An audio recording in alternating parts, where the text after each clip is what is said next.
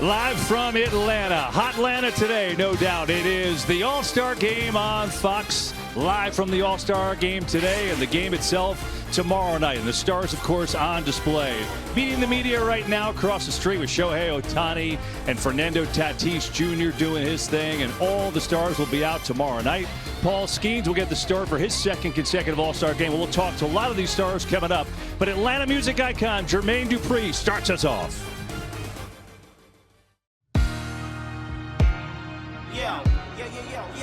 Yo, no, we got a party this week in Atlanta, y'all. And this one is strictly exclusive. I'm talking about invite only. Welcome to Atlanta where the players play. That's right. For the first time in 25 years, the All-Star Game is back in the A.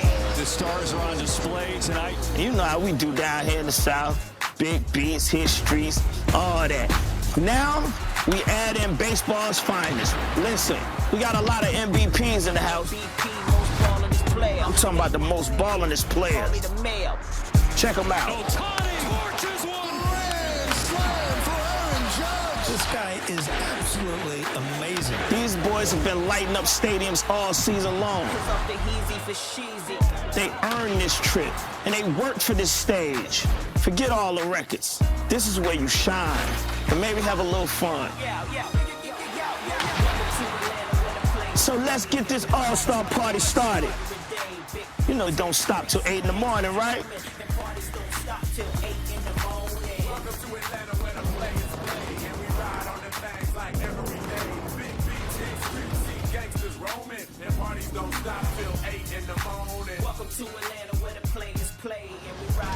It is live at the All-Star Game on Fox, presented by Capital One in Atlanta, the site of the 95th MLB All-Star Game. That'll be live on Fox tomorrow night at 7 Eastern. But today, coming up over the next 2 hours, we'll be joined live on set by those All-Stars. Ken Rosenthal will have who could be moving for the trade deadlines. Ken joins us, plus Aaron Judge, Shohei Ohtani, taking this sport to a different stratosphere.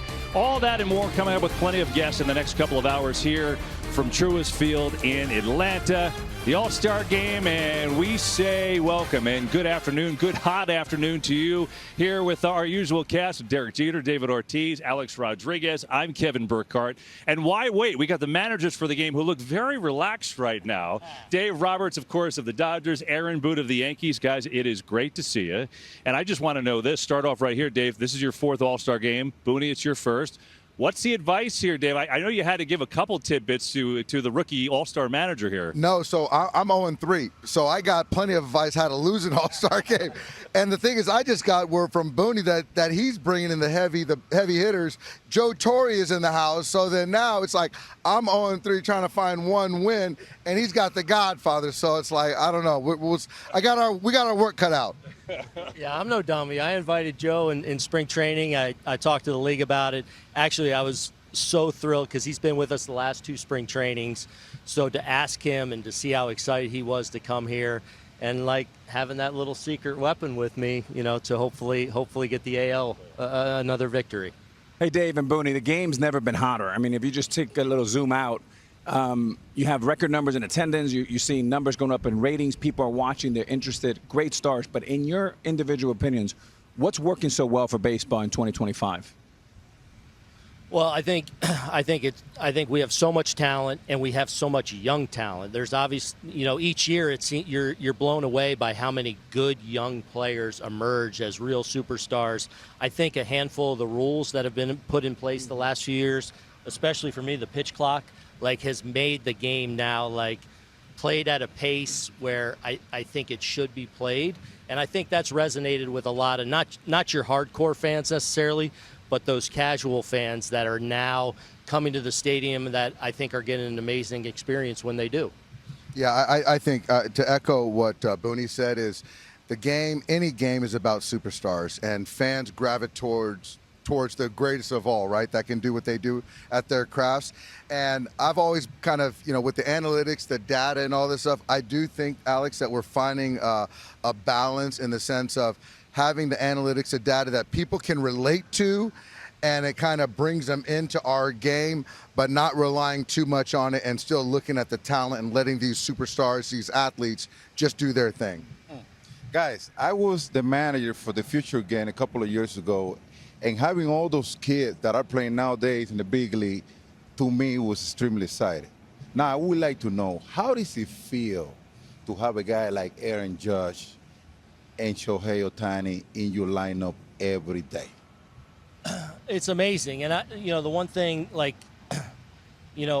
Judgey's arguably the best person in my room. And when your captain, your best player, one of the faces of the sport, is also one of the best people in your room, it goes a long way in kind of helping the room set a tone. Like, man, you want to follow that guy. You want to please that guy. You want to make sure we're falling in line with kind of how he goes about his business. So Aaron Judge, not only what he does between the lines, but more importantly, who he is as a person, makes my job a lot easier. Yeah, and I think with Shohei, I think that being one of the faces of Major League Baseball, not only domestically, but when you're talking about Japan and Asia, being a two-way player, to kind of have to come back from injury, to then perform as a hitter, being there every day, then to kind of get ready to pitch and build up and throw 102 miles an hour, 103, whatever it is, to be a lead at that, and to still take on the responsibility of being one of the faces. I marvel at how he does it, and there was a meme, I guess, about a month and a half ago, something, where he was on the bench pouring waters for his teammates in between innings and putting it on the jug, the water cooler. And it's like, how many superstars are going to be doing that? I got a question. We talk about the emergence of all the young players. Now, coming to an All-Star game, you get a chance to manage players for the first time. And some of them, you may actually get to know them for the first time. Who have you played against that you're looking forward to actually getting to know a little bit and manage? Yeah, I love this question because, Doc talked about addressing the team and what resonates with you. I made one All-Star team. It was 2003. Tony La Russa was on the staff. I was with the Reds. He's the Cardinals. And one thing he said to me was, I'm really looking forward to being your teammate today. And, you compete so hard in this game, whether it's, from our standpoint, trying to get somebody out or trying to score runs. To get to be teammates with guys that are the best in the game, that you have a ton of respect for, means the world to me. And I just passed Vladdy Guerrero Jr. walking down. He's somebody that obviously in our division, a guy I hate seeing come up in big spots, and he's on my team today. And as hard as we compete against each other, to share a room with them, to share a goal of going out and getting it done, that's the biggest thing I'm looking forward to. Yeah, and I think for me, it's funny. It's like earlier today at brunch or whatever it was, I saw Frankie Lindor and Ketel Marte earlier, and from past All-Star games, we built these relationships that now going forward, we've been great friends ever since. And to kind of get in the room with guys, to watch how they interact with each other while they're competing for all these years. And then now for one day, as Aaron said, we're teammates for a day. But also for me as a manager to kind of figure out what makes guys tick. And we were just up on the stage with our two starters in Skubal and Skeens. And so for us to have a little conversation to kind of get inside their minds, and obviously being two great pitchers is always fun as a coach, but this is special to be around the game's best. You guys are two of the best in the game, obviously, and you've done it for a long time. But let's reveal a couple secrets here. When a player gets out of line, you guys are involved in two of the most historic postseason moments ever. So, Aaron, you're like, hey, listen, I got one thing for you. 2003, baby. Let's go back and relive it. 2003 ALCS. Booney at the plate. Derek, you know the drill here. There it goes. Oh, David. Oh no. God. Oh no. I remember telling Booney before I don't know, it was before David, the game or something. I said the ghosts always show up. The ghosts always show up. It's not how you start, boys. It's how you finish. Where's that next clip? Not so hey, fast. Bergie, what the heck's going on? So fast. Doc, is he producing this? How do you know what the next clip is? Doc, I got you. The next clip of the next year. Look at Doc. He's safe. I mean, come on, it never gets old, does it? Oh, man. All right, now Running for your life right now there. turn it off. Now we already saw it. Turn it off. Oh, my gosh. And we know what happened after that as the Sox came back. But that does, in all seriousness, those moments epic. Does it help you managing in the biggest markets in the country with the biggest superstars because you have been there and done that? I think so. And especially we're coming up on trade deadline time, so I know what that feels like too. Like to go to a place like New York, where there's just so many outside things that can come into play. It definitely helps you relate. I've been an all-star. I've fallen on my face on the stage. I feel like I've done a lot of some good and some really bad in this game. So I feel like that's something that helps me relate to guys, hopefully on a daily basis. Booney, following up, you guys went through a little bit of a tough stretch. You finished fairly strong here going into the break. Take away Aaron Judge. How do you feel about the second half? And is there anyone who has surprised you, Booney, as a manager, watching him every day, that's been a secret bit of a standout? Well, I'll start with Cody Bellinger. Like, the first conversation I had with Cody this winter was like, wherever you play me, I don't care, and I mean that, and I mean every single day. Like, just so when I make a lineup the night before or whatever, I make the lineup and then I plug Cody into where the open spot is. Like, he's that gifted at all three outfield positions, or if I need to stick him at first base on a given day. We've had some attrition in our bullpen, and you go through a stretch of games. We played 26 out of 27, where you're trying to play catch up a little bit with the pen, and that's been a little bit of a challenge. So we got to stabilize that and really start defining some roles down there. But I think our position player group is strong. I think our starters are strong. Hopefully there's a couple tweaks we do at the deadline that kind of are those moves that kind of help put us over the top. But we're in position to do something special, and that's what we set out to do in the first half. Hey, Booney, I heard you guys looking for the third baseman. Will you take any of these two OG back with you? I can't play third. It's too close. Too close. Doc, any chance we see Ohtani pinch hit? Let's bring him back in the game in the ninth if you need him. That's all I'm going to say. Change it up. Yeah. Well, he's going to – I know he's going to take, obviously, the first at-bat. I'm going to try to coax him to take two tonight. Okay. And then I don't know if we end up in a tie, that home run challenge, the derby situation. So I got to find three willing participants. So I got to work on that. So, hey, we got two here. Got a few here. But that's two American League guys. Three American League guys. It's only a few swings. Few swings. You guys are the best. Appreciate you taking the time, and look forward to watching you. Dave Roberts, Aaron Boone, managers for this All-Star game, and we will see them on stage tomorrow night. In his 20 seasons with the Braves, he's an 8-time All-Star, Cy Young Award winner, Hall of Famer John Smoltz will stop by for a visit with us when we return, and then plenty more to do. With a trade deadline of 2 weeks, what will the Yankees plan on adding for the stretch drive? Ken Rosenthal checks in, provides what he knows about the Yanks and the trade deadline plans, and many more guests to come on Live from the All-Star Game. Shohei Ohtani with the Media Blitz right now. Everyone wants to talk to the MVP, and we'll talk to plenty of stars when we return.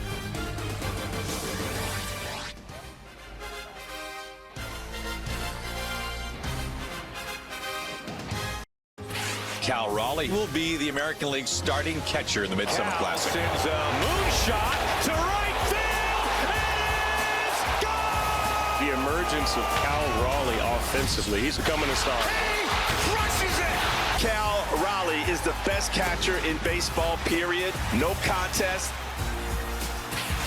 Yeah, most home runs at the All-Star break. You see Barry Bonds has the record of 39. Well, Cal Raleigh's got 38 this year for the Mariners, their catcher. It has been unbelievable. Leads the league in homers and RBIs. And we've got a double dose of special guests here as we welcome you back from the break live at the All-Star game.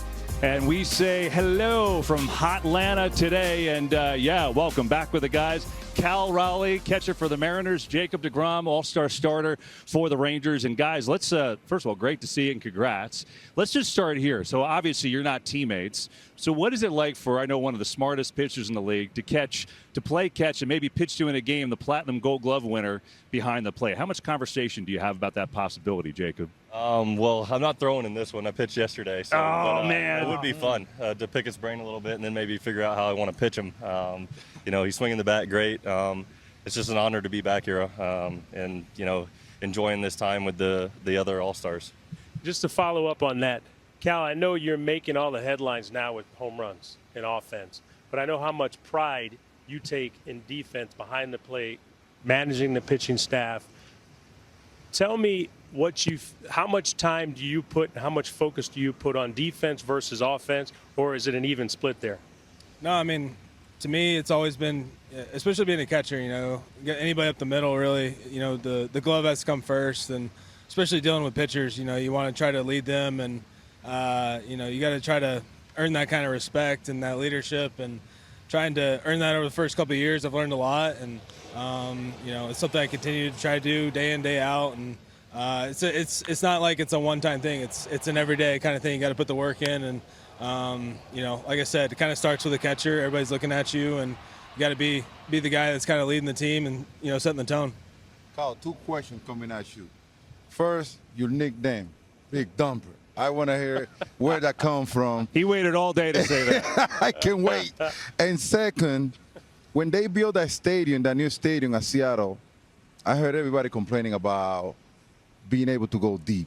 38 homers over there are like 55 somewhere else. Tell me how much you love hitting at that stadium. Yeah, I mean, it's, you know, obviously been kind of touted as a, you know, pitcher-friendly place, and, you know, it'll get a little better in the summer. You know, early on it won't fly as well, but, you know, close the roof. We've learned little nuances to help it fly a little bit. So, but yeah, and then I guess the Big Dumper comes from Jared Kelenic. He started it. Obviously comes from my butt, you know. I've always had a large butt, and it's a blessing and a curse, I guess. Can I be a dumper too? Hey, you got Big Dumper, Big Poppin'. Hey, Jacob, this is your 5th appearance. How is this different than when you first came up in your first one? And how do you feel yourself, you're in a position for the second half of the season, physically and mentally ready to go? Yeah, you know, like I said, it's an honor to be here. You know, I missed a couple years. So to be back here and pitching at this level is awesome. You know, there's 2 years really of not playing and then getting back out here, you know, with these guys who are the best in the game. But everything's feeling good, so looking forward to getting back at it and having a healthy second half. What kind of mental toughness did you need, Jacob, to deal with that? And what did you envision? I remember seeing you after the World Series a couple of years ago, and you're like, man, I can't wait to be back. But how did you envision yourself getting back to where you are now and being back to your all-star form? You know, just trying to never let any doubt set in. You know, you're going through the rehab process, you're trusting the process, but at the same time, like picturing myself pitching at this level. You know, these guys are the best in the game, and the goal is to get back out there and compete at a high level. And, you know, like I said, it's just a huge honor to be back here.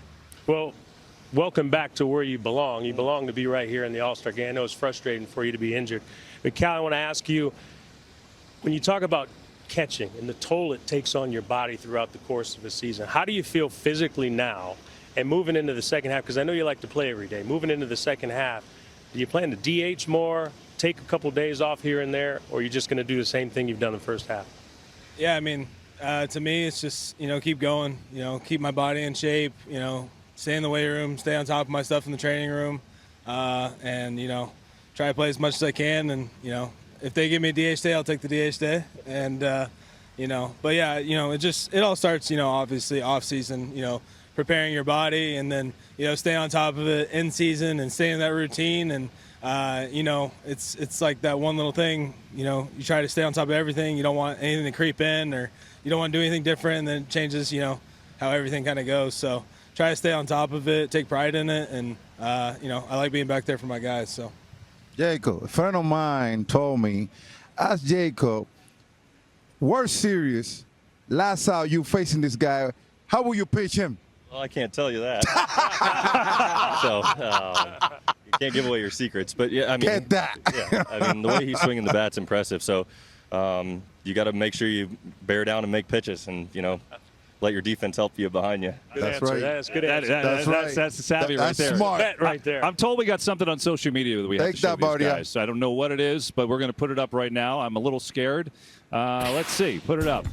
How many dumpers can the Big Dumper dump today? There you go. It's like an alliteration type situation. Cal, let me ask you one thing before we let you go, though. Home run derby tonight, right? You got your dad pitching to you. Of course, he was a college coach. Your brother, I believe, is catching you. Oh, yeah. So just tell me about what is going to be the most special thing about that. And will you switch hit in the derby is the other question.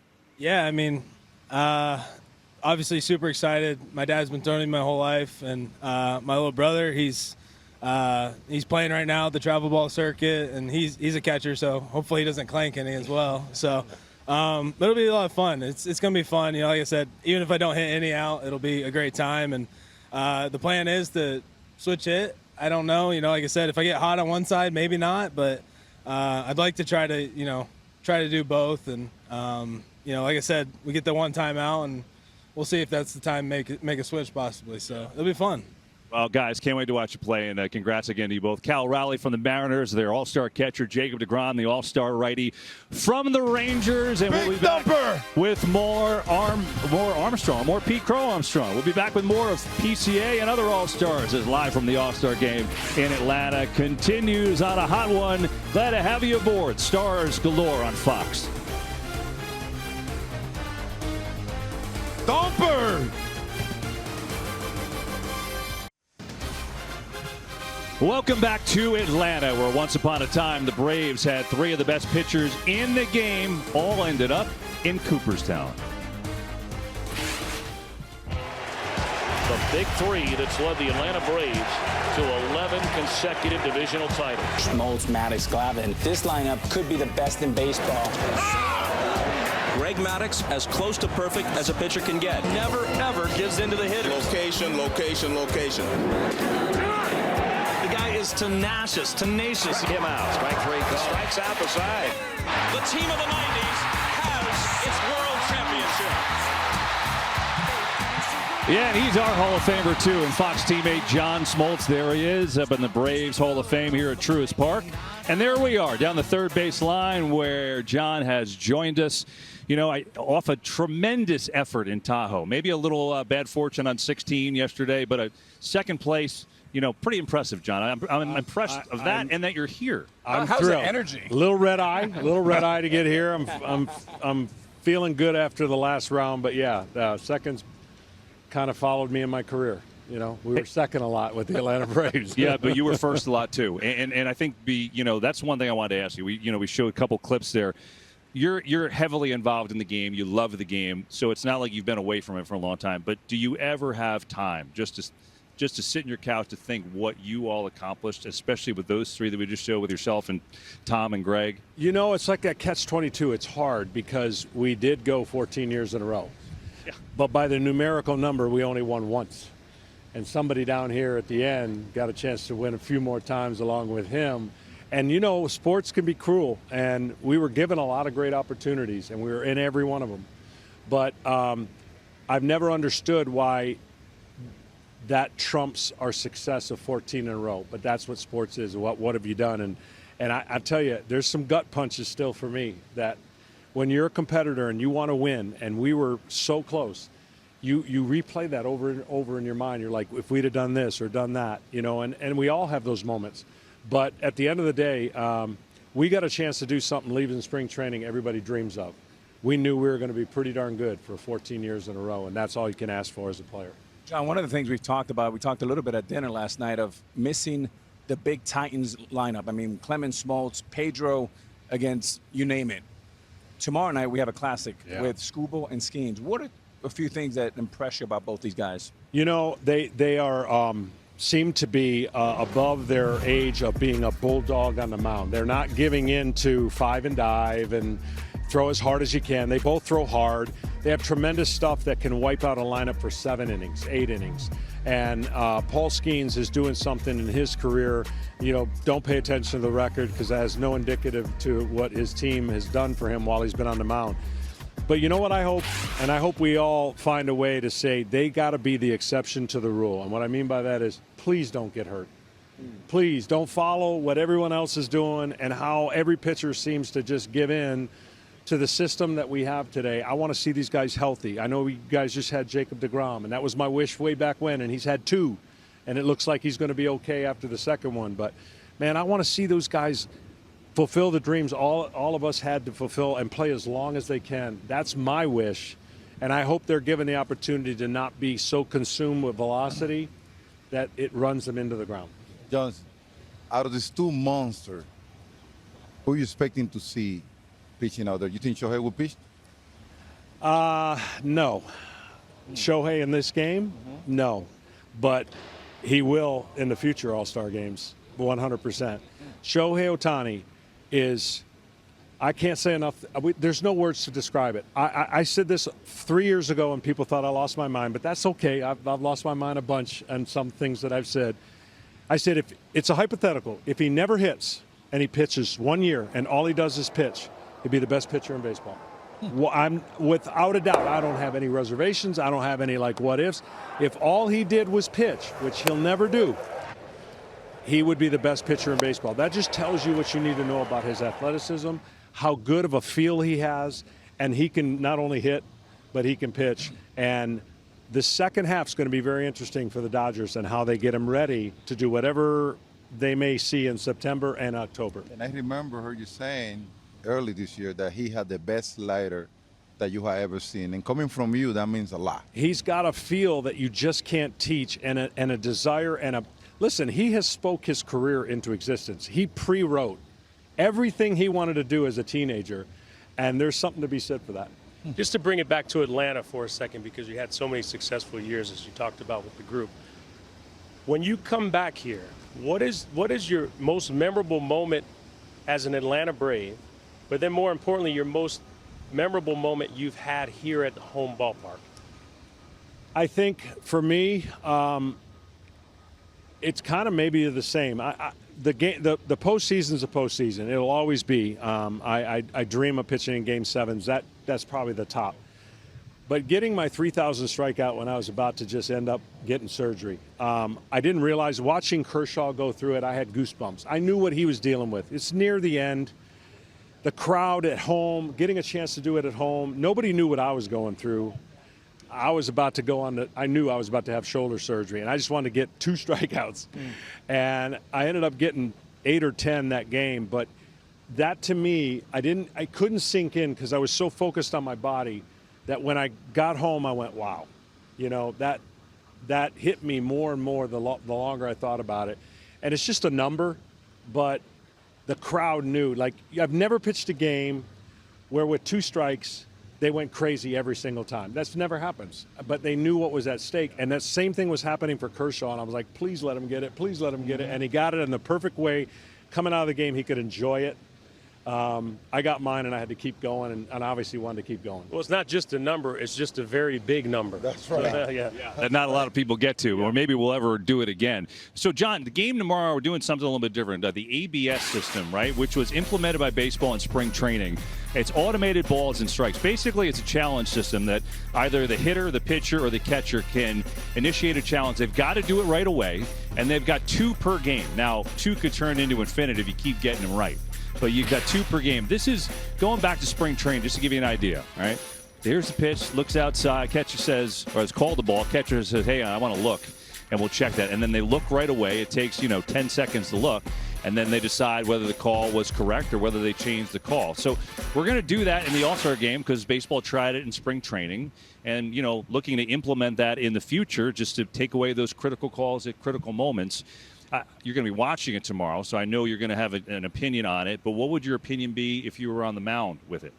I would never let a pitcher challenge a strike, and that's coming from a pitcher. Because our eyes are not, wherever you finish, sometimes you just don't see it the right way. I'd trust a catcher and a hitter. They're more in, and I know I've lived it. I'm like, that's a strike. I know it's a strike, and I went in the video room. I'm like, that wasn't a strike. By the way, I would never have a hitter because we have no idea. We think everything's a ball, and we're always wrong when we go back in the video room. All right, so someone's got a challenge code. We'll see if anybody does it tomorrow, but that'll be the ABS system. And John, of course, our Hall of Famer, will be on the call with Joe Davis. And, John, great to see you, man. Get some rest. Yeah, can't wait. John Smoltz is here. As now we switch our attention to another guy on the broadcast. Of course, our insider, Ken Rosenthal, joining us. Ken, it's good to see you, number one, and be here in the All-Star game with you. Let's talk Yankees and trade deadline here. What are they thinking, and what do you feel like are some things on the horizon for them as they look to make a move and up their standing? Well, Kevin, Yankees general manager Brian Cashman has said he's going to go to town. Well, he's going to need to visit a lot of different villages because they have multiple needs. Third base, ton of speculation about Eugenio Suarez from the Diamondbacks. Yankees aren't the only team that will be after him. Starting rotation. They've been without Garrett Cole the whole season. They're now without Clark Schmidt for the rest of the season. He too is having Tommy John surgery, has had Tommy John surgery. And they're also without Luis Hill still and Ryan Yarbrough. So who's left? Max Fried, who has pitched a ton of innings. Will Warren, a rookie. They have to address the rotation for sure. And then finally the bullpen, arguably their biggest area of deficiency. They're 21st in the majors in bullpen ERA. Now granted, they're going to get Fernando Cruz back. They're going to get Mark Leiter Jr. back. They've got Devin Williams, of course, anchoring the thing, and Luke Weaver. But the Yankees need at least one reliever, preferably a swing and miss guy, and maybe more than that. Ken, you said visit many villages. I wonder if one village is called the Arizona Diamondbacks. Considering what you're talking about there, we'll see how it works out. It seems like relievers are always on the move in the trade deadline. What are you hearing about maybe some big-name relievers and even closers that could be on the go here? Relievers will be on the move. They're always in demand, as you said, Kevin, and there is going to be a considerable focus on the AL Central. The Guardians with Emmanuel Clase and the Twins with Joan Duran and Griffin Jax. Now, there are some caveats here. The Twins are only 4 games back in the wild card race. The Guardians are only 4.5 back, and they've got a relatively easy schedule leading to the deadline. So these teams are still in it. Like a lot of teams, they do not want to concede. At the same time, they may look at this as a buy-sell type situation. The other problem, though, is that all of those guys I just mentioned, Clase and Jax and Duran, they're under club control beyond this season. Clase is cheap through 2028 if they exercise options. And Jackson Duran are both under control through 2027. So what that means is if they're traded, they're going to command an extremely high price, and we'll see how desperate teams will get. Hey, who's going to put the chips in the middle of the table? We'll find out. Ken, we appreciate it. We'll see you a little bit later in the show. Great info, as always.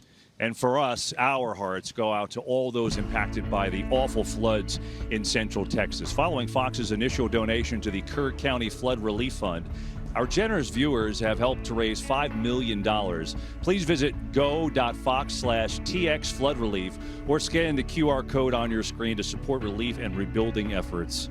Just awful down in Texas. As our show continues here from Atlanta, Will Smith, who's had an excellent season for the Dodgers behind the plate.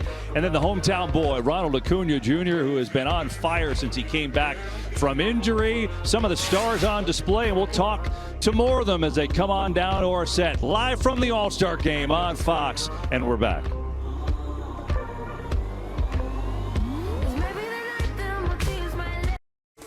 Welcome back to Live at the All-Star Game on Fox, presented by Capital One. And let's take a little flashback to the last time Atlanta hosted the All-Star Game 25 years ago. Batting second from the New York Yankees, Derek Jeter. A liner to left, possible extra bases. Jeter on his way to second as Guerrero fires a bullet toward the middle of the diamond, but Jeter is in standing. Hits one through the middle, and Jeter's 2 for 2. A line drive, and he's 3 for 3. Jeter has knocked in 2 and scored the other. He told the first New York Yankee to ever win this award. And congratulations, Derek. Thank you. Appreciate it. Well, you did all right, I guess. Not bad. Man, what an experience. This is my first time ever getting a chance to start an All-Star game. Alex was hurt, and I was able to start. And, you know, the thing that was I didn't realize was the fact that throughout the history of the New York Yankees, no Yankee had won All-Star Game MVP, which is hard to believe. It's really hard to believe. So I was in the right place at the right time, came up in some good situations, and had some success. Yeah, you did your thing as Mucho usual. viejo, man. Love that. Hey, speaking of Yankees and All-Stars, we're joined now by Jazz Chisholm, who is wearing a microphone, a roving reporter in some ways. Jazz is walking from the Braves clubhouse, I think, to the Roxy Theater where they're doing a little media tour. Jazz, I don't know if you can hear us, but give us a little sense of the scene out there. You got a lot of love going on. Yeah, I can't really. I can hear you guys. I can hear you guys, but I can hear them a little bit. Hey, you know, Jazz, let me ask you this. You were an All-Star last time in 2022 with the Marlins, and here you are your first time with the Yankees. What has changed in your game, do you think, in those last few years? I feel like I've matured a little bit. I feel like I've matured a little bit in my approach to the plate. not thinking only about going and doing damage, but getting a couple hits in there and, you know, just taking what the game gives me. Hey, Jazz, Alex Rodriguez here. When I went to see you guys in spring training in Tampa, you told me you're going to have a big year. First of all, congrats as the first Major League Baseball All-Star to ever be born in the Bahamas. Thank you. You've been on fire the last 35 games, over 310 bombs. What's been the biggest difference for you? I feel like I've slowed down and controlled my swing a little bit more, you know, eased up off the gas pedal at the plate, you know, being more aggressive towards my pitch, and I feel like that's really helped me stay locked in at the plate. Hey, Jazz, what's going on? Your boy Big Papi right here. What's happening? What's happening? Listen, yes, sir. I love the salt and pepper that you bring to the game every day. I see you playing second base now. What is the mindset moving the position? I mean, for me, I just feel like at second base, I just got to catch the ball first and then make the play, you know. I feel like I got a good arm to make up for the position that I play at second base, so I just think about catching the ball first, and then after that, just get it over there. Jazz, what's up? It's Derek here. You're playing in New York now, and one thing with you is you're not afraid of speaking up, and you do not lack confidence. So tell me, where does that come from? I feel like that just comes from my mom and my grandma, you know. Just my grandma every day told me that I was going to be a great player, and I believed her, you know. Like, I was the gullible kid that my grandma told me that I was going to be the best, and I believed every single word she said. So every time I go out there, I believe I'm the best. So I go out there and I feel that, and I embrace that. You know, Jazz, you bring up your grandma, and I know, you know, those locals in New York and Miami know the story, I'm sure, but maybe nationally they don't. Your grandma was a player on the Bahamian national team, softball team, right? So what did you learn from her when you were a kid? You just mentioned how important she was. What's the most important thing she taught you? The most important thing she taught me was to always enjoy it, you know, have fun. You're going to fail. It's going to be hard, but at the end of the day, enjoy every second of it because you don't know when it's going to be over, you know. God gave you this talent, embrace it, and keep on going and just believe in yourself every day. Hey, Jazz, Alex again. You're multitasking beautifully. I've never seen anyone autograph and also answer the question so beautifully. But now you've been in New York a few years. Do you finally feel you're a New Yorker?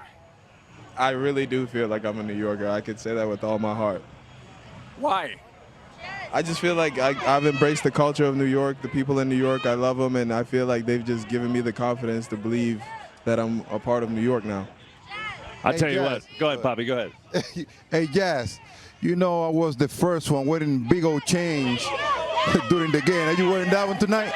Hey, I might wear the chain, but I might take off the emblem because this is heavy, Big Poppy. I don't know if he was swinging this one. You my dog. Go ahead, baby. He Do was swinging you this one, Poppy. I'll tell you what, Jazz, it's impressive. Signing autographs, talking to us, and you look great, and we can't wait to watch you in the Derby. Enjoy it, and thanks for taking some time, okay, man? Thank you so much. That's impressive. I mean, he's signing every autograph. He's answering questions. He's walking around. I mean, you talking about my dog. My dog. He wants a My Dog shirt. We got to get him a My Dog shirt. We'll get it to you, Jazz. Don't worry.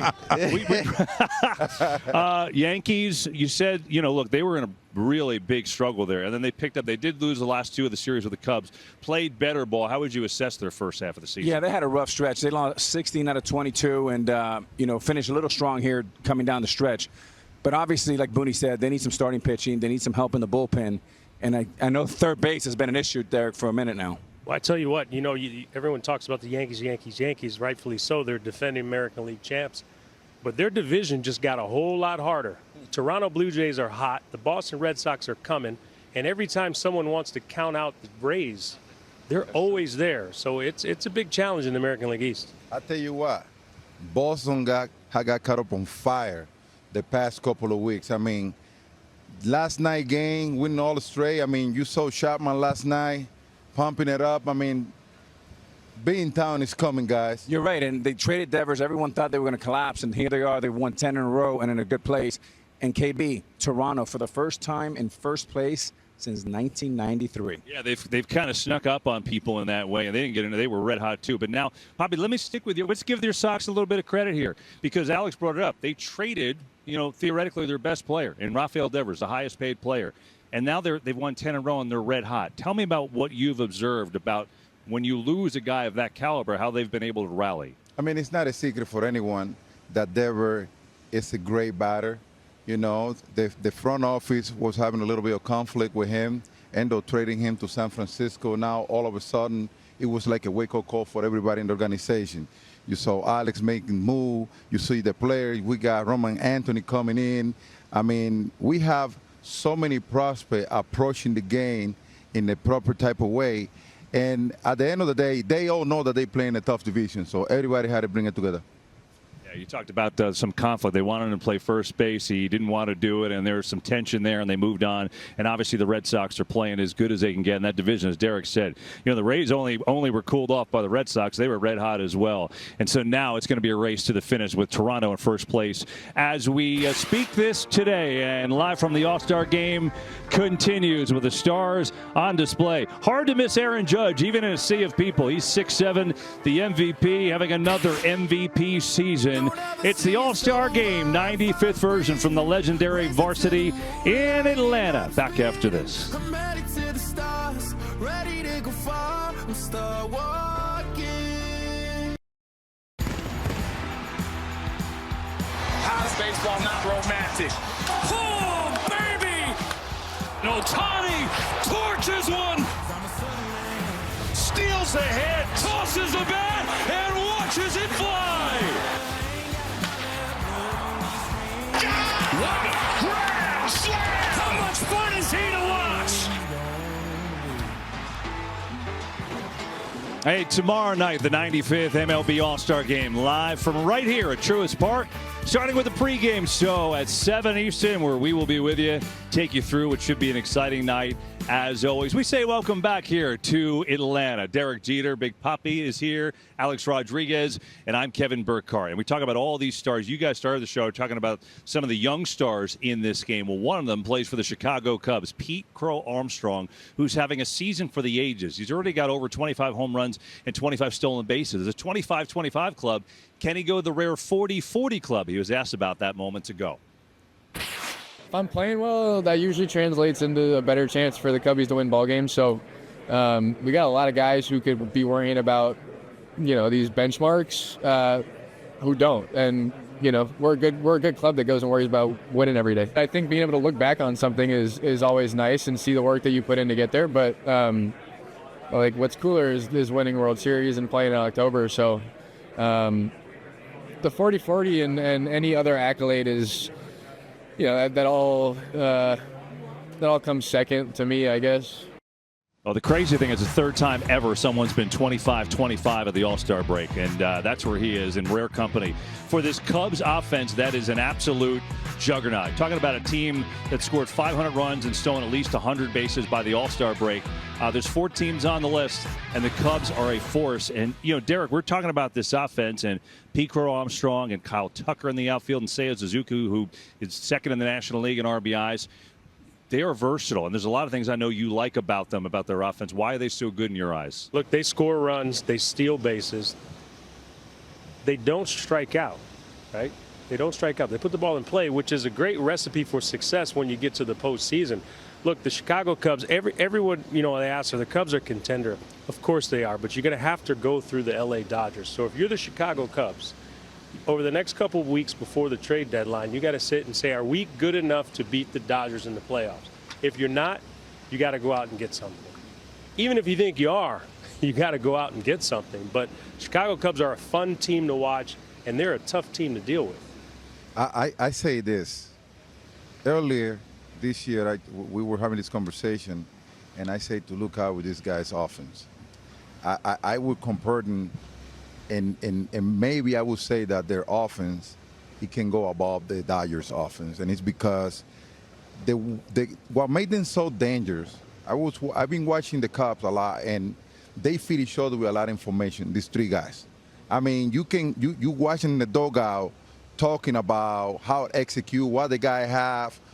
I mean, they pre-prepared themselves very well, and that kid, P.C. Armstrong, I had no doubt that he can be a 40-40 at any time. You see his confidence level. That's all you need, Kevin. You have that confidence level, it's coming.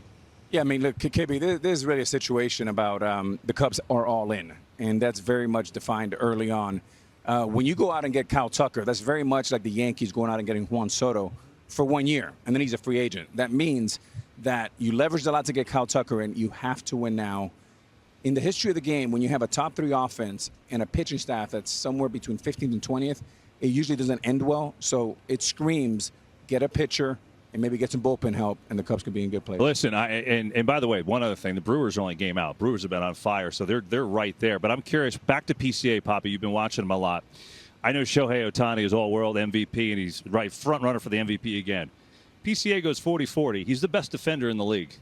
Is that an MVP? Is he in the conversation in your eyes, or still it's Shohei above everyone else? Well, everybody have their eyes on Shohei, of course. I mean, you're talking about one of the best players ever born. But what this kid is doing, he's changing the direction of the Cubs, putting them back on track for the World Series.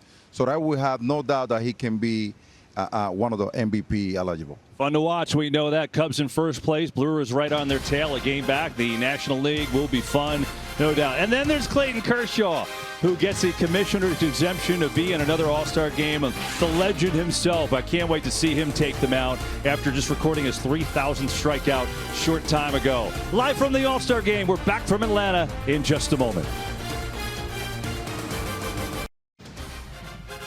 There is the Capitol building here in Atlanta, Georgia, site of the 95th MLB All-Star Game, and we're excited to be here with a preview of the stars on display and MVPs to boot, with Aaron Judge meeting the media here, and of course Shohei Ohtani, the 2 greatest players in this sport, but so many other stars here like Fernando Tatis Jr. of the Padres, and many others, which we'll talk to coming up. Atlanta music icon Jermaine Dupri will start us off.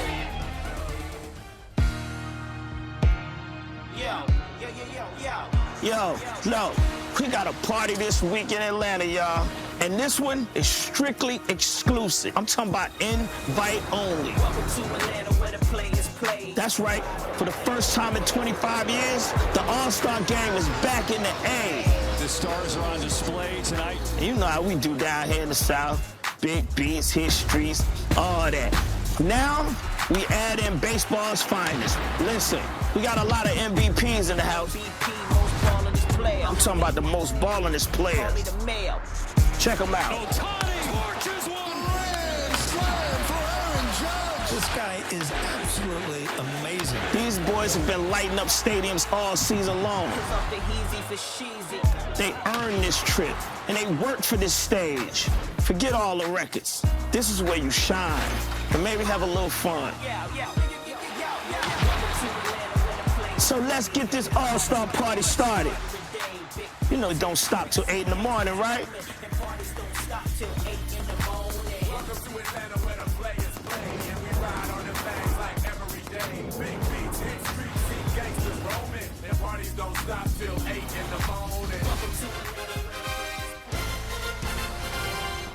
Live at the All-Star Game on Fox, presented by Capital One. Atlanta, the site of the 95th MLB All-Star Game.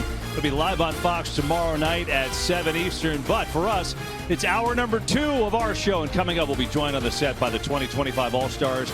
Ken Rosenthal has the latest on who could be moving before the trade deadline. And Aaron Judge, Shohei Ohtani, well on their way to more MVPs in the arsenal from them. We'll hear from those guys as we move on, and we say welcome or welcome back to our Live from the All-Stars show. Derek Jeter is here, Big Papi, David Ortiz, A-Rod, Alex Rodriguez, and I'm Kevin Burkhardt. So the starting lineups have been announced for tomorrow. The batting orders, the manager's putting those out a little while ago. So the American League, which amazingly has won 10 of the last 11 of these games, you got Gleyber Torres and Riley Green, a couple of Tigers at the top before we see Judge and Raleigh, the home run and RBI leader in the league. And you see down below, it's Baez and the rookie Wilson for the A's, who's had a terrific season. In the National League, it's Ohtani, Acuna, the hometown boy, Ketel Marte, and then Freeman Machado.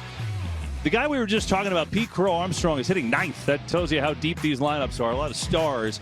And the 23-year-old will bring up the bottom of the order. So the Dodgers, the defending World Series champs, as we know, they're playing great again, right? They're leading the National League, but they've got some competition, Alex. And in your mind, who is the biggest threat to their throne? To the Dodgers. Yeah. Yeah, I mean, first of all, we talked about a little bit about the Cubs. The Cubs have it all working. They have a great offense. They got to solidify their pitching a little bit, but they went all in with Kyle Tucker. The Mets and the Padres looked in the past like they've been good contributors, and the Dodgers got to really stay healthy. Look, they're coming off 8 consecutive losses, the largest in 8 years. So it's not easy. The Dodgers' biggest competition is themselves, and they got to play for health. Absolutely. I like what you say about the Dodgers and about the Cubs. Of course, all eyes on them. But I also like the way the Mets play this first half of the season. I think, like everybody else, you need a little bit of help to perform at the highest level for the second half of the season. You know, every team know what to get at this point of the season. But I think their offense was really good. My boy Soto got hot and finished the first half of the season really well. So I like the shape that they are in right now. Yeah, look, the Dodgers, the number one priority for them is to get healthy. You know, they've been beat up a little bit, as most teams do throughout the course of the year, but the National League is stacked. You mentioned the Padres, right? You mentioned the Phillies. You mentioned the Mets. I mean, you mentioned the Cubs. I mean, there's a lot to go through. There's a reason why winning back-to-back championships is difficult, because, you know, you're playing an extra month. It takes a toll on your body physically. More importantly, it takes a toll on your body mentally. So it's a tough road back to the World Series. I got to tell you, Derek, on that line, you're talking about the Dodgers needing health. They can pretty much get over any pitcher getting hurt, any one pitcher. But if this one pitcher, Shohei Ohtani, gets hurt, it is a wrap in L.A. That's true. That's why they got to be so careful. It's such a delicate balance. But Shohei's also so good. He's 9 innings. He's allowed 1 run. So that's the difference. And you talk about, you know, the postseason and all these things. And if the postseason started today, here's how it would look with the wild card teams, right? Right now, you're looking at the Padres, Phillies, and Brewers as the wild card teams in the National League. And then you see the Mariners, Red Sox, and Yankees would all be wild card teams in the American League. And look, you know, Poppy, you mentioned your boy Soto with the Mets, right? And you think about, you know, what he's done with the Mets, 23 home runs, another great OPS. It's over 900. And basically who you want to say the Yankees got to try and replace him, using some of that money and talent with trades and free agents, with Bellinger, who's been great, Goldschmidt, a red-hot start, and then Max Fried, who's been their ace. And it's so interesting. It's like the 6 degrees of Juan Soto separation, right? So when you look at that, what's your overall view a half season in on what he's brought to the Mets and how the Yankees have done replacing him? People ran out of patience with my boy Soto too fast. People saw him getting paid. They were expecting him to hit 10 homers in his first 2 games of the season. No, that's not Juan Soto. Juan Soto is the guy that got paid to do what he's doing as of right now. If you look at Soto's number, I say this. I'm not expecting Soto to be Aaron Judge. He might. Why not? He's a great batter. I'm not expecting him to be Ohtani either. He might. He's a great batter. He continues developing. He's way younger than what they are at this point. But if you look at his number, this is what he normally do every season. He got hot a little late. I mean, he started the season a little cold. Yeah, that's fine. But then he got hot, and now he's right there with number with everybody else. Yeah, I mean, Soto's doing exactly what he does every year. He may have started off a little slow, but, you know, at the end of the year, his numbers are going to be his numbers. You talk about the comparison between the Yankees and the Mets. I think if you go back, the Yankees would handle the offseason just how they did. I think they're happy with the additions they made. It freed up money. They were able to get multiple players. And I think if you talk to the Mets, they're happy with Juan Soto. So I think it was a win-win for both sides. But to your point, David, this is what Juan Soto does. He gets on base, high on base percentage. He's going to drive some runs in. He's going to hit home runs. He's going to score a lot of runs. This is what he does. And if you're a Met fan, you have to be happy with where he is now. Juan Soto should be right here in Atlanta with us. I mean, he's having a phenomenal year. Yeah. He's one of the top 5 biggest stars in the game. We're in the business of entertainment. Boy, I wish he was sitting right here with his New York Mets uniform on. But look, I find it funny, Poppy, when people want to jump the gun a little bit, and after 16 days, they're making their decision, and he's going to be there for the long term, 16 years. Juan Soto is the least of your concerns. The Mets have a concern in their lineup, okay? They have the Beatles at the top 4. They have the best 4 hitters in the game, and the way they've played the last 5 have been really, really bad. So that bottom 5 needs to step up a little bit. They need to ensure they're pitching, but you have Steve Cohen, who's the X factor, and he's a modern-day George Steinbrenner. He will go get exactly what the New York Mets need. There you go. So that's where we are at the halfway point with the trade deadline in 2 weeks.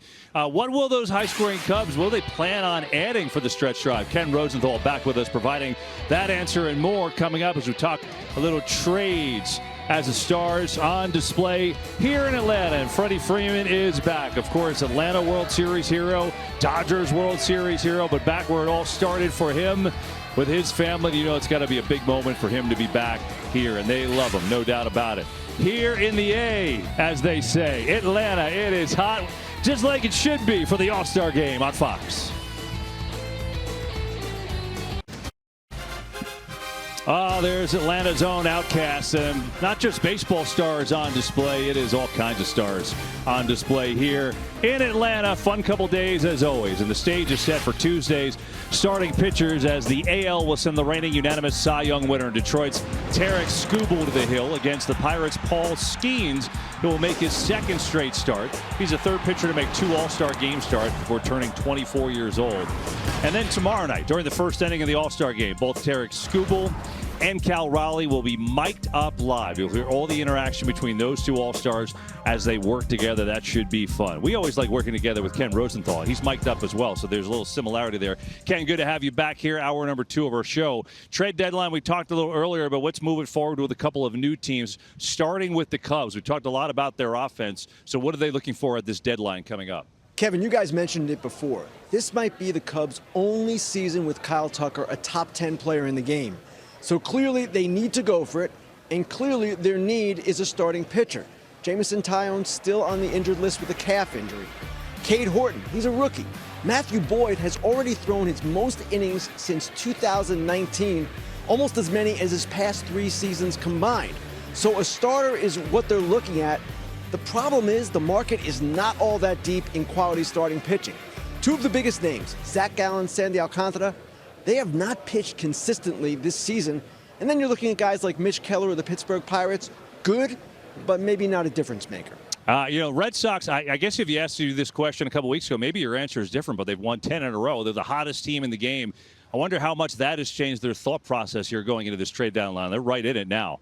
Once they traded Devers, they had to be in it. And I know people thought, well, maybe that was a give-up move, but no. And you see what they've done. They right now hold the second wild card position. They're only 3 games out in the AL East. And a couple of weeks ago, Kevin, as you mentioned, things might have looked differently in terms of what they needed as well. I would have said then a number 2 starter behind Garrett Crochet. But the way Brian Bayo and Lucas Giolito have pitched in recent weeks, maybe they don't need to aim quite that high. And I'll give you one name that might be interesting for them. Charlie Morton.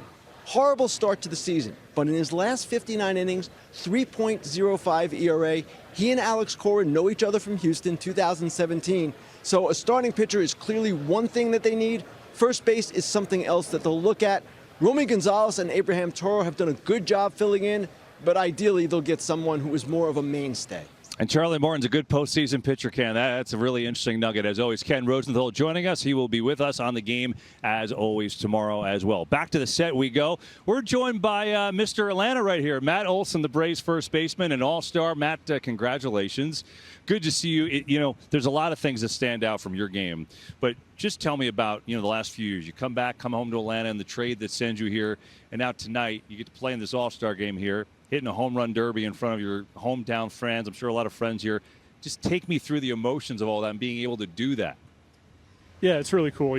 Just the fact that I was able to come here and be a Brave was a cool experience to start with. And then, adding the All-Star game and, the home run derby, the Ronald being the kind of late scratch and me getting a chance to do it, kind of just cherry on top, It's something I hope I can just soak in, enjoy the moment a little bit, and appreciate, how rare this really is. I'm going to ask you something that I think goes underappreciated in today's game. You've played 4 years here and you haven't missed a game.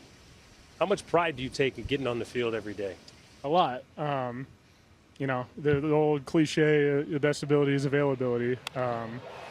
I feel like you owe it to yourself, your teammates, the fans to, get out there and play every day. And if you're able to, you should be playing. And I'm sure there's a lot of luck in it. You guys know you get hit by a pitch in a weird spot or foul one off, you can come out. But if I'm able to, I'm going to be out there. Chasing Cal? I might be in a wheelchair before that. Matt, home run derby tonight at home. I got the opportunity to have a home run derby while I play. It's a very exciting moment, but in front of your home crowd, how excited are you? Yeah, it's going to be cool. Hopefully got the fans behind me a little bit. Like I said, enjoy it. You know, there's definitely going to be a lot of emotions going. Hopefully find a nice little rhythm and throw some balls up in the chop house. Hey, I don't want to put pressure on you, but my room is right there. So I'll be watching it from there. So all right. See if I can throw you a souvenir. And Poppy, now everyone knows where we're staying. Yeah. Hey, Matt, since 2017, only 2 players have more home runs than you, and that's Schwarber and Aaron Judge. That's pretty phenomenal. But I want to ask you a question about Atlanta because we're hosting here the game. What is it about the city, the state, and this organization that makes players like you just fall in love with it and live here full year round? You know, it's a great area. I think baseball-wise, kind of have the monopoly of just everybody in the Southeast. Grew up a Braves fan. People from outside, you know, before the big TV coverage with TBS, go all around the country. There's a bunch of Braves fans. To add on to that, just sports in general in the South. You come to a college football game down here, it's people die for it. So it's a great place to play every night. Obviously, we're not playing our best ball. Fans are still showing out and you know, representing us, and that's a good feeling. Correct me if I'm wrong. You were in attendance in the 2000 All-Star Game. Last time the All-Star Game was here in Atlanta. Obviously, as a fan at that point, what do you remember about that experience? I don't know if you remember a certain guy being the MVP of the game at the end of the day, but take me back 25 years ago. Yeah. So I don't know if I went to the game. I did the Derby. Okay. And I was 6, so you know the memories aren't too clear, but I was at Turner and I was kind of on like the left side terrace level. I remember watching Sosa, you know, pop some bombs out. Just a cool experience. I think for fans, the Derby is always just like a fun. You don't get to see guys do this like max out all the time, so hopefully we enjoy it and put on a good show for the crowd tonight. You say you were 6 and your memory's not well. Imagine what my memory's like right about now. But you talked about you know, Atlanta not playing that well so far this year. What do you guys need to do to turn it around? You know, I don't think it's this like big overhaul that we need. We've played a ton of tight games, especially early on. You know, it's like that. You just need that one big hit that can kind of like turn it around. You guys know that just the momentum of one game or one series or whatever it might be. You know, you look at our team, our lineup, our pitching staff. We have the talent in there. We just, you know, find ourselves, you know, losing these games somehow in these tight games. And I think the ability, obviously, we'd love, you know, to get Sale and Schwellenbach back on the bump. Those are 2 guys for us, but. You know, the ability to, you know, win these tight games and momentum's a crazy thing. So especially with the expanded playoffs now, we still got a chance to get in there. And once the playoffs come around, anything can happen. Hey, Matt, power hitter, home run derby tonight. I promise you, you wear this tonight underneath of your jersey. Oh, you win it all right here. The My Dog shirt. All right. My dog. Hey, I appreciate you.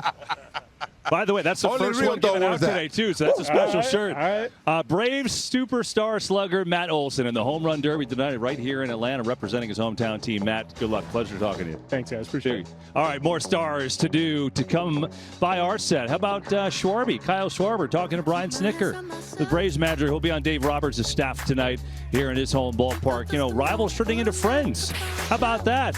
Big Poppy, listen, it's hot. We all need a little fan. It is not cool in Atlanta. Yes, indeed. Melting. But we soldier on. Muy caliente. From Truist Park, in the shadow of Poppy's room. Back after this. It's on me.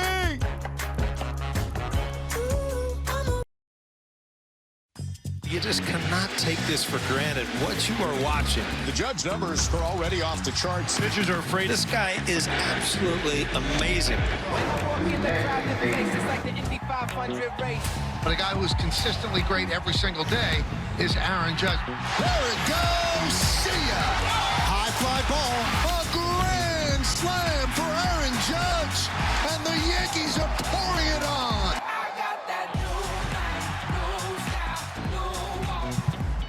Yeah, Aaron Judge, the fewest games to 350 career home runs. He's the fastest. You see our guy A-Rod on this list as well, but he did it in under 1,100 games. It's pretty amazing. And, you know, he's got a real chance to win a Triple Crown this year, which is amazing in so many different ways you look at it. As And he also does this. He takes so much time signing autographs and being friendly to the fans, and he's doing that right here outside the Roxy in Atlanta. You know, I think when you look at his season and his opportunity to win another MVP, there's a lot of ways you can look at it, Alex, right? But, I mean, it's so impressive. The fact that he's hitting .355, he's 6'7", his approach, all of it. Is this somehow the best version of Aaron Judge we've seen? I think so, Kevin. And it's only too bad that he didn't start his career at 21 or 22, because that 350 will probably be 450 or 500 already. But look, he is almost like the perfect player. It took him a little longer. He's 6'7", 280 pounds. But he's almost made like from AI or something. I mean, these numbers are a joke. And he reminds me of Hank Aaron, because Hank Aaron was one of the greats, obviously, right here in Atlanta. But the combination of power and batting average.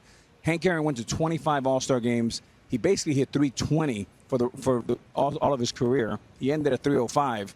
But we've lost that a little bit, and Aaron Judge has given us hope that you can still hit power and be a great 300-plus hitter. Yeah, I think, a lot of times people sacrifice average for power, right? They think it's either one or the other. I think he's proven that you can hit for a high average.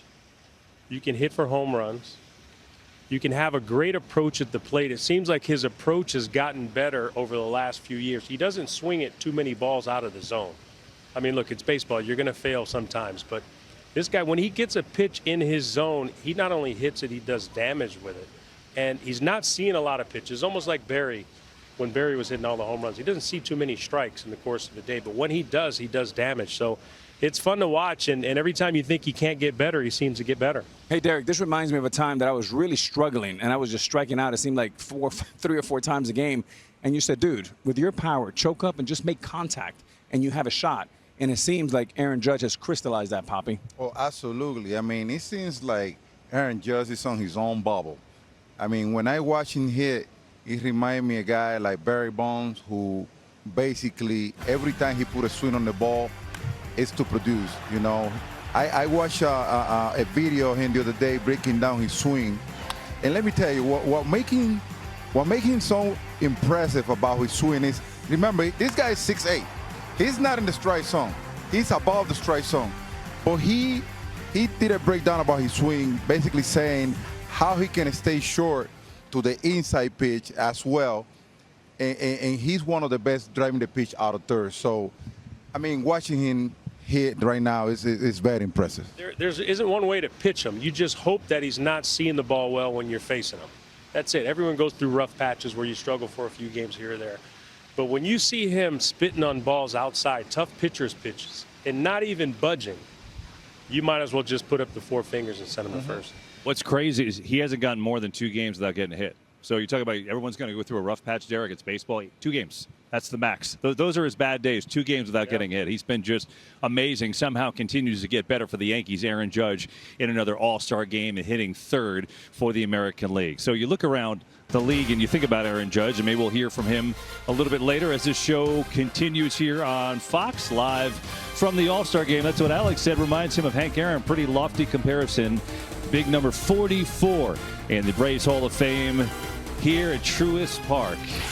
And the 95th All-Star Game from Atlanta. We take you up to that tomorrow night. And the guests continue to flow on our set. That's Byron Buxton, the Twins superstar, who is from Atlanta, representing. Good for him to be healthy and back. And the murals to Hank all over this city, as they should be. No one better. The greats.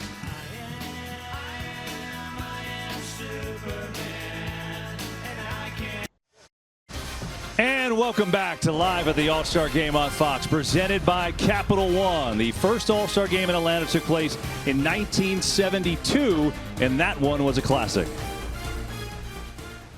The 1972 All-Star Game will best be remembered as the night the fans honored the pride of Atlanta, Henry Aaron. And there it goes. Pinsky made a gallant try in left field, but the ball was far beyond his reach for a 2-run blast. Joe Morgan and Dave McNally go head-to-head. Morgan lines it into right center, and Colbert is racing home. Joe Morgan's clutch hit gives the National League a crowd-pleasing 10-inning triumph. Fun moments in Atlanta. Hopefully we create a couple of those tomorrow night. And we say welcome back, joined by our next guest and two-time All-Star. He joins us from the Detroit Tigers. First time starting, though, it's Riley Green. And Riley, first of all, congrats so far. What a year it's been for you personally and your team. And, you know, I'm just curious for you guys. You went on that amazing run last year, got red hot, got in the postseason, and were shocking everyone. And people were curious to see how you guys responded this year. Obviously, the response has been amazing. You got the best record in the league. What's been the key to that for you in taking last year's success and turning it into this year's success? I think just having fun for us. We're a young team, and you know the saying, young and dumb. I just feel like we're going out there just trying to win baseball games and just having fun with it. Riley, in the pregame production meeting, I said to the fellas that you guys remind me of Oklahoma City in the NBA. Not a lot of people know you. They're getting to know you fast. But what does America need to know about why the Tigers are so good? I would say, like I said, we're having fun. You know, this is a kid's game that's meant to be played hard and to just have fun, really. And, you know, we go out there and we just want to win. Well, you guys hit in the clutch. Obviously, you have a great ace. What else about the way you're playing makes you guys played so well this first half? I mean, I would say just the momentum we can build. You know, when one guy gets a hit, I feel like the next guy's following behind him and the next guy. And it's, you know, it's 1 through 9. It's not just one person every night. It's 1 through 9, and, you know, we're doing it, so. I grew up in Michigan, so a lot of Tiger games when they were having success. We played against Detroit in the playoffs. I know what the fan base is like when they have a team that they believe can win. Talk to me about what has changed with the atmosphere, Tiger Stadium, or was it Comerica Park now, from the middle of last summer until this year. Talk to me about the atmosphere. It's completely different. You know, I feel like every Thursday, Friday, Saturday night, it's a sellout. There's standing room only tickets, and just you can't even hear yourself think when someone hits a ball in the gap or hits a homer. It's just, you know, the support from the fans has been awesome, and you know, I feel like that's why when we're home, you know, we have a little more urge and, you know, a little more pep in our step. Right. You guys offensively are scary. You guys hitting coach. What is the relationship with you guys with him? Oh, it's great. Michael Berdar, Keith Beauregard, and Lance. I mean, they're awesome. They're like our friends, and I feel like they all are really good at different things, and you know, they're with us at the very high moments, and they're with us at the low moments too. And you know, they keep it light, and they're super smart, and we love to be around them. Well, you know, you're a top 5 pick, and you got a lot of company on your team, right? A lot of guys with first rounders, top picks. What is the key to succeeding with the pressures that come with that? And I'm curious if you've had those conversations with Spencer, who's had that great year, Casey, who's here as an all-star. Tell me about what that's like. Yeah, I mean, first of all, we'll start with Torque and Casey. You know, they're having incredible years, and, you know, coming off, you know, the off season, you know, how hard they worked. It's awesome. But, yeah, I mean, just, you know, Torque's going out there every day. I feel like he's hitting a homer all the time, and you know, Casey's throwing the ball super well. How about for you? How did you handle the pressure of being a top 5 pick and just living up to expectation? I don't know, to be honest. I just love the game so much, and I just love playing the game, and I feel like I just kind of shut all that out and just, you know, had fun playing baseball. Yeah, you can tell. Because I actually, I don't know if you remember, I watched you at a workout in Miami when you were in high school, and everything I heard was this guy can hit. He can just flat out hit. Tell me when it clicked for you at the major league level. When you say, because, you know, every time you make that jump, there's a little bit of an adjustment. When did it click for you? Was there a moment? Was there a game? Was there an at-bat where you said, you know what, I'm going to have success here in the major league level? I would say it was sometime around last year. You know, I feel like I started off slow and then started swinging a lot better, started, you know, doing damage on pitches I should do damage on. And, you know, it just came down to timing. If I'm on time, if I'm in a strong position to hit, I'm going to do damage on pitches. Hey, Riley, I know tomorrow all the Detroit Tiger fandom is going to be watching. How cool is it that you and Gleyber Torres will be 1-2 in the battery to start out the first inning? It's awesome. I just saw that on one of the lineups. I think it's awesome. You know, even with the Tigers, I feel like Gleyber's always on base when I'm hitting. So, you know, it's pretty cool to hit behind him, and, you know, it'll be fun. Hey, Greeny, let me ask you a question. I had talked to a few guys around the league about facing Screwball, and they say on top of the great stuff that he has as a pitcher, it's hard to pick the ball off of him. You behind him, what do you see? I see a lot of balls going hard and moving in different directions. It's playing the outfield's pretty boring when he's pitching because I don't really get much action out there. But he's the best pitcher in the game, and he sits 97 to 98, and he's got 102 in his back pocket if he really wants to use it. And then he's got the spin and the laying splitter. the game also. Yeah, I mean, he's on pitch 101, and he's throwing the ball 103. Like, it's something special. So he's nasty. You're saying he's nasty. He's very good. We retired at the right time, guys. Well, we talked to Terry. We'll say, man, your outfielders are bored. You got to give him a couple nuggets there. Riley, really great to talk to you, and great to see America see you guys and you doing so well, and look forward to watching tomorrow night. Thank you. Riley Green of the Tigers, they have been great, best team in the league. And after a historic first season with the Dodgers, how about Shohei Ohtani? He's now building an impressive legacy in L.A., as we know. He continues to amaze fans and torment his opponents. But behind the scenes, his teammates tell us of his secret identity. Shohei's really funny. He's always trying to make jokes to have a good time with his teammates. Really just how funny he is, man. With us, I mean, he's laughing, joking. He'll crack a little joke in our Hendricks meetings, and you kind of don't expect it. And he's a really funny guy. Well, I think the world is starting to understand that he's a practical joker. They put my car. Shohei got me. Shohei's behind this? Yes. Are you freaking kidding me? All right, Shohei, you're next. You're in trouble.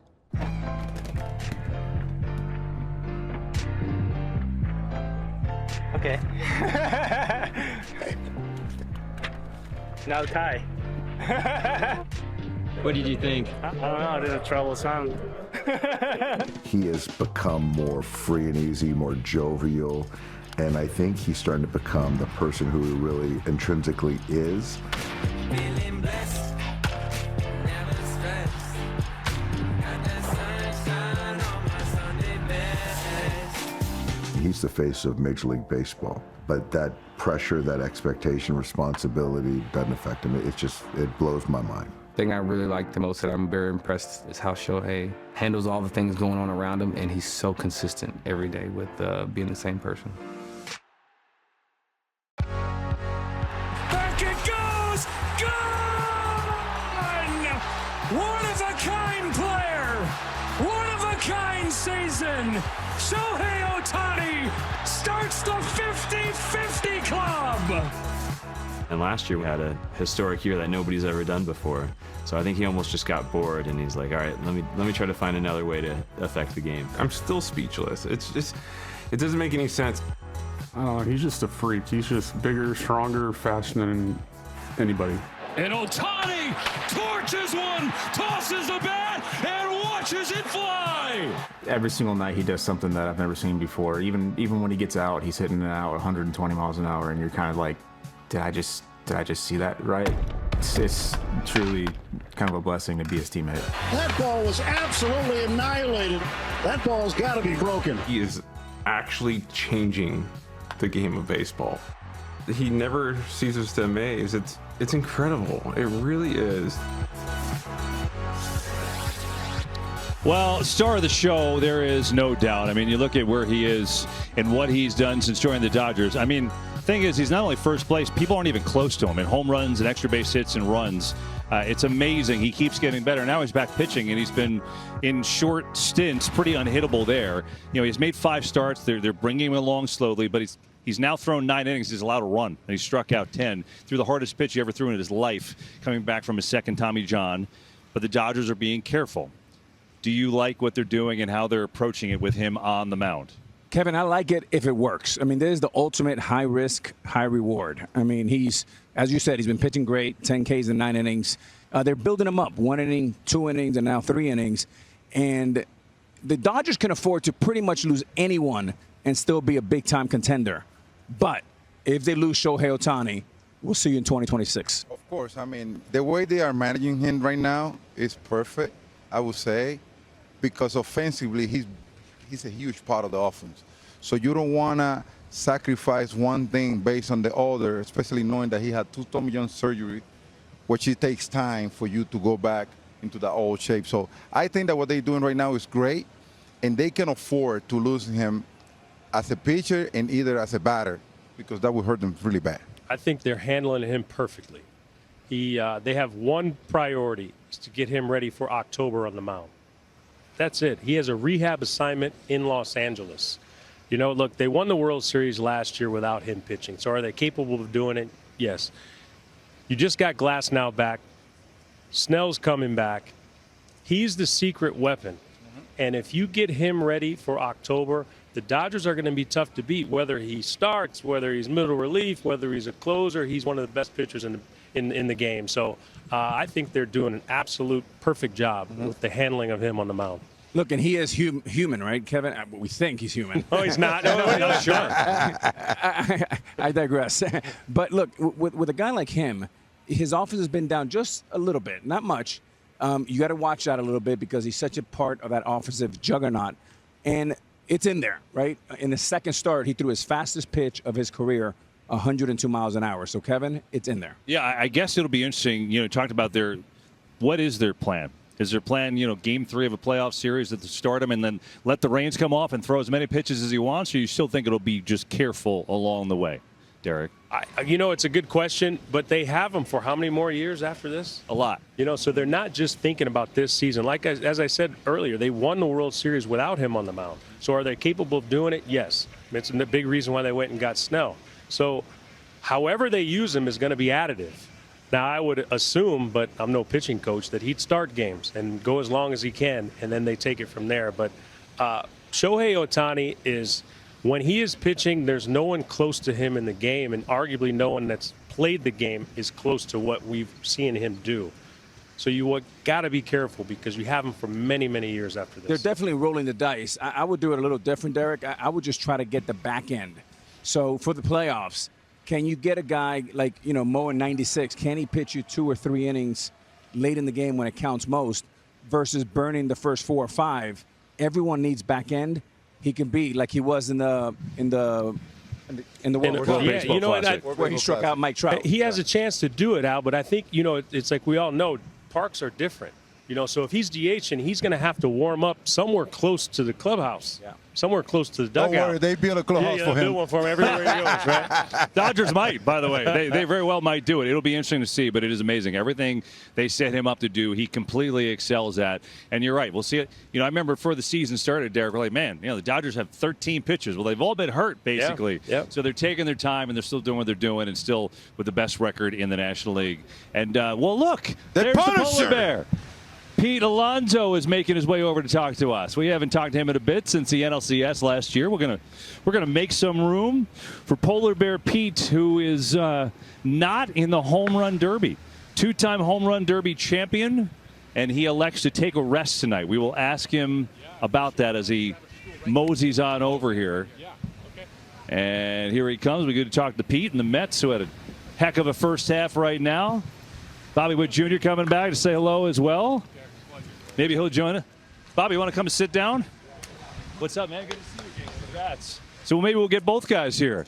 Pete's coming on. Hey, Pete, good to see you again, man. So Bobby Witt will join us as well. Welcome in, guys. Good to see you both. We're just grabbing you. You have no choice. You're going to sit down. That's how we roll. Exactly. We just need something else here. It feels like a big bar situation. Well, great to see you guys, and congrats on being All-Stars again. And, Pete, let's start with you. So you said you wanted to enjoy the Home Run Derby. 2-time champ. You're flexing the muscle like we just felt like you needed someone else to get a chance to win it. Take us through it. I think, for me, I play every day, and off days are pretty rare. So for me, we have a tremendous opportunity with the team we got. We're in a really good spot. And for me, I just want to be fresh as can be for the second half. So we can have a pretty favorable spot going into the postseason. So I just want to be the best version of myself on a day in, day out basis. basis. Will you coach tonight? Will you do any coaching during the event? No, you got to pay for that info. Oh, there you go. There you go. I like it. The Mets like to get paid around here. Hey, rub it off. I love it. I love it. Bobby, let me tell you something. Man, I am a big fan of yours. Obviously I pay a lot of attention to shortstops around the league. And what you're able to do offensively, defensive, we talked about you last year. We talk about you in the green room quite a bit. It's fun to watch. How much did it help being around the game early on at such a young age with your dad, with your transition in the major leagues, getting a chance to be around it? Yeah, it was. I always call him my cheat sheet. Just having him there and everything it's been amazing. I still call him after every game, and we talk about just baseball. And so, at times, I feel like you lose that in today's game, just not even really talking about baseball. So it's just great to have him there and just be able to talk a little ball and just always learning each and every day. It's always fun to watch you guys come today to the All-Star game. What is something that you guys look forward every time you guys come today to the All-Star game?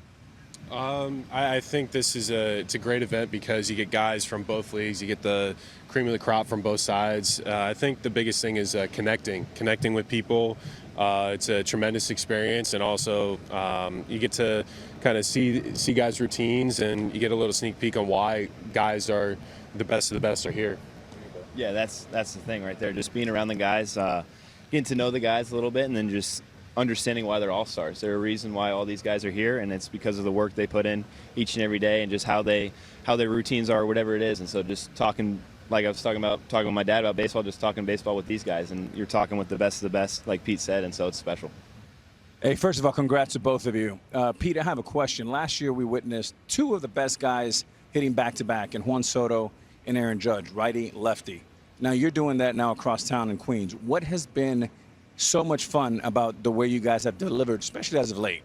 I mean, I think personally, like it's been a treat because, I mean, the talent that we have is undeniable, and how we're forming and gelling, and how we're battling in the trenches every single day. That's really the most special thing about this thing. I mean, we're in a good spot record-wise. We're winning games, but I think it's the journey that's, and we're understanding that we're in the middle of something special, and with this group is really special. So I think for us, personality-wise, personnel talent-wise, we're in a great spot, and then also like being in that grind together.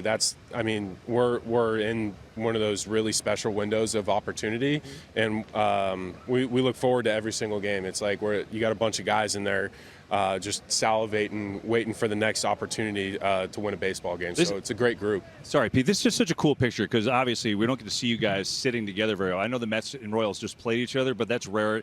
And so it's cool to see. And Bobby, you talked about getting together with all the guys. But who this particular All-Star game are you excited to maybe spend a little time with or talk to? Yeah, I like just being able to talk with Jacob Wilson. Was talking to him a little bit here and there, just the way his approach, because he's got that old school mentality. A lot of guys, like the average part of it's kind of gone away in baseball, and so just hearing him and just how his on-the-field routine is, or whatever he's doing to get himself ready. He had the dad that played in the big leagues as well, so it's really cool just to kind of pick those guys' brains, and it's amazing. Yeah, it's for those awesome. tuning in, Jacob, the A's shortstop rookie, his dad Jack was shortstop for the Pirates as well. So that's really cool. Hey, you know you're getting old when you're playing against everyone's dads. You know what I mean? It's like, oh yeah, playing against his dad. For you, Bobby, Kansas City, what do you guys need to do? What do you need to do in the second half? Yeah, it's just playing our type of ball. Not trying to do too much, not trying to do too little, and just doing the fundamentals correctly, and just staying. We're in every game, and it's just those one little mistakes that we're making, and so it's just being able to kind of be ourselves, not beat ourselves, but be ourselves, and go out there and enjoy every day, take it one day at a time, and then I like where we'll be at the end of the year. I only give this away to my boys. My dog teacher for each one of you. Let's go. Let's go. Thank you. Let's go. Oh, new colors. Oh, yeah. You already know. We ain't playing. We ain't playing. My dog teacher. Guys, don't feel like you have to wear it. Limited edition, baby. Hey, another one for my boy. Hey, thank you. And one for your dad. There you go. Papa, it's coming at you. Pete, I know you got one of those during the playoffs, so it's probably not as great getting it a second time around. The big dog shirt. Different color. It is a different color. That's right. Superstar joining us. Pete Alonso of the Mets, Bobby Witt Jr. of the Royals. Thank them for joining us. Javi Baez, what a story he's been, and a resurgent year for the Tigers, who have had an unbelievable season so far. Bregman, first year in Boston, they've been great. It's the All-Star Game from Atlanta, and we're back after this.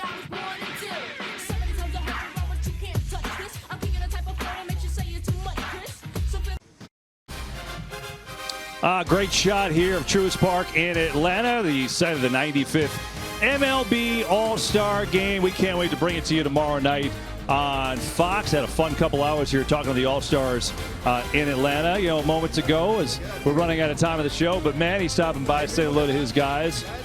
There you go, Manny Machado, who continues to get better with age. Good to talk to Pete Alonso and Bobby Witt Jr. as well. And if you like some art, well, Charles Vizino, one of the most famous in the world's leading 3D artist. His vibrant artwork showcased in hundreds of museums and galleries across the world, and he's no stranger to working with MLB. He's done a piece on every All-Star game except one since 2003. He created a special piece for this All-Star game in Atlanta. That's us, guys. And then this is like an offshoot of the piece. He took a home plate and did Atlanta, and we're on the Jumbotron at Truist Park. It's so awesome. Well done, Charles Vizino. Never disappoints with the 3D art. And so there you go. Poppy wants to take it home. You're going to have to fight for that one, He's Poppy. going to put it on eBay. Yeah. Never know. Anything is I'm possible. taking that home. Tell you what, It's that that was for Diego. That was fun. We excited for the All-Star game tomorrow? Fired up. That was pretty. Fired up. What play are we looking forward to watching? Give me one, Derek, before we get out of here. James Wood. Nationals. Big man from the Nationals. 22 years old, 24 home runs. It seems to get better and better. Poppy? My boy Junior Caminero, you just saw him. Of the Rays. Oh, yeah. It's coming. I'm looking for the pitching battle. The two best pitchers, Scoobo going up against Skeens, is going to be awesome. I love that. Can't wait. All-Stars on display. We had a lot of fun today in the game tomorrow night right here. And we hope that you join us here in Atlanta for that game tomorrow night. The 95th MLB All-Star Game. It'll be live on Fox at 7 o'clock Eastern. All kinds of fun in-game players mic'd up. You name it. I know this. Today's been fun. A couple great 2 hours with the All-Stars. We hope you enjoyed it. Thank you for joining us. We'll see Shohei and Freddie and the guys tomorrow night from Atlanta.